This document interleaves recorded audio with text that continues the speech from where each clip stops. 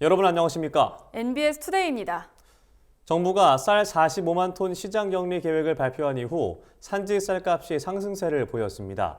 계속 떨어지기만 하던 쌀값이 모처럼 올랐지만 농민들은 여전히 시름에 빠져 있는데요. 산지에서는 올해 풍년이 될 것이란 전망과 달리 벼 생산량이 기대보다 낮다는 목소리가 나옵니다. 쌀 수급 불균형으로 인한 시장 불안도 이어지고 있습니다. 손현진 기자입니다.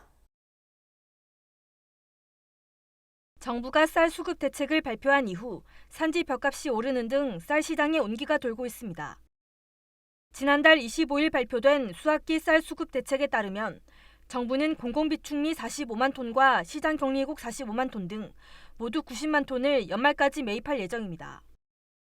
산지 벼값은 당초 40kg 조곡 기준 4만 원 중반에 머물렀지만 이번 조치 발표 이후 5만 원 초중반대 시세로 올랐습니다. 하향세를 유지하던 산지 쌀값도 반등했습니다. 지난 5일 신곡 산지 쌀값은 20kg당 47,145원으로 전순기의 지난해 쌀 가격보다 16.7% 상승했습니다. 정부가 수학기 역대 최대 규모의 쌀 시장 격리에 나서며 산지 쌀값을 끌어올리는 데는 성공했지만 농민들의 표정은 밝지 않습니다. 올해 평년작 이상의 풍년이 질 것이란 예상과 달리 지역에 따라선 벼 생산량이 기대를 밑돌고 있기 때문입니다. 산지 쌀값이 지난해 같은 시기보다 17% 크게 하락한 가운데 생산 단수까지 감소하자 농가들은 근심에 빠졌습니다. 사실상 지금 배워보니까 작년 수확들 못 하거든요. 농민들이 지금 죽을 입장이거든요. 왜냐니 비도 좀 자주 와주고 그랬어야 하는데 그렇지 않고 가물다가 또 비 좀 오다가 딱 가물러 버렸잖아요. 수확도 적어버린 데다가 나락 상태도 안 좋아버리고.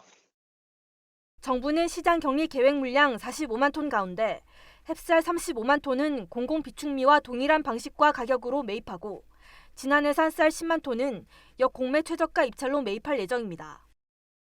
오는 19일 예정된 지난해 산 쌀 입찰을 앞두고 가격 안정 효과를 높일 방안을 고민해야 한다는 목소리도 나옵니다. 역공매는 정부가 제시한 예정 가격보다 낮은 가격을 써낸 순서대로 낙찰받는 방식인데 예정 가격이 낮게 책정된다면 쌀값 하락을 오히려 부추길 수 있다는 지적입니다. 예가가 낮으면은 일단 또 수매 가격도 높게 책정을 못 하잖아요, 농협에서. 6만 2, 3천 원 정도 예가는 줘야지 효과가 있지 않을까 이제 그런 생각이 들죠. 가격 반등에는 이제 아무래도 그게 영향이 크겠죠. 산지에선 여전히 구곡 재고가 많고 쌀 소비량이 크게 줄고 있어 수급 불균형으로 인한 가격 하락 우려가 이어지고 있습니다. 농민들은 쌀값 폭락 사태를 반복하지 않으려면 근본적인 쌀 수급 대책이 필요하다고 목소리를 높였습니다. NBS 손현진입니다.